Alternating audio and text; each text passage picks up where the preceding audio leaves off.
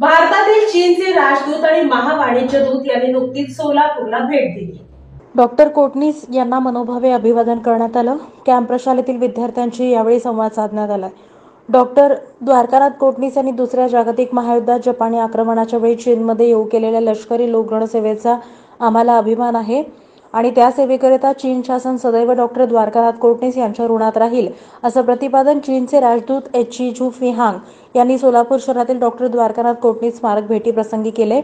चीनचे भारतातील राजदूत एची झू-फियांग आणि मुंबईतील चीनी महावाणिज्य दूत कॉंग झियान हुआ यांच्यासह शिष्टमंडळानं बुधवारी सकाळी 8 वाजता साहित्यरत्न अण्णाभाऊ साठे चौक येथील डॉक्टर द्वारकानाथ कोटणीस स्मारकास भेट देऊन यावेळी महापालिकेचे उपायुक्त आशिष लोकरे यांनी पुष्पगुच्छ देऊन त्यांचं स्वागत केलं। यावेळी महापालिकेचे उपायुक्त आशिष लोकरे यांनी डॉक्टर द्वारकानाथ कोटणीस यांच्याबद्दल आणि त्यांच्या स्मारकासंदर्भात राजदूत एची झू-फियांग यांना माहिती दिली। चीनचे भारतातील राजदूत एची झू-फियांग यांनी स्मारकातील म्युझियममधील सर्व छायाचित्र पाहिली। चीनचे जनरल माओ त्से यांनी यावेळी पाठवलेले कृतज्ञता संदेशपत्राचं अवलोकन केलं। सोलापूर महापालिकेतर्फे जतन केलेल्या स्मारकाबाबत कृतज्ञता व्यक्त करून समाधान व्यक्त केलं। यानंतर महापालिकेचे कॅम्प प्रशाला येथे सदिच्छा भेट देत चीनचे भारतातील राजदूत एची झू-फियांग यांनी विद्यार्थ्यांशी डॉक्टर द्वारकानाथ कोटणीस यांच्या बलिदानाला स्मरणात ठेवून सर्व विद्यार्थ्यांनी शैक्षणिक प्रगती साधावी असं आवाहन केलं। शाळेच्या विकासासाठी पुढे येऊन डॉक्टर द्वारकानाथ कोटणीस सारखे महान विद्यार्थी घडवण्यासाठी आणि सर्व शाळा डिजिटल करण्यासाठी सामूहिक प्रयत्न करू, असं मत यावेळी व्यक्त करण्यात आलं। यावेळी उपायुक्त आशिष लोकरे, उपायुक्त तैमूर मुलानी, सहाय्यक आयुक्त ज्योती भगत पाटील, सहाय्यक आयुक्त गिरीश पंडित, सहाय्यक आयुक्त शशिकांत भोसले, नगर अभियंता सारिका अकुलवार, प्रशासन अधिकारी संजय जावीर, उप अभियंता किशोर सातपुते, भगवान मुंडे उपस्थित होते।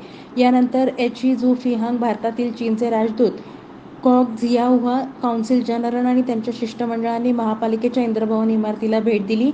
यावेळी उपायुक्त आशिष लोकरे यांनी इंद्रभवनासंदर्भात माहिती दिली।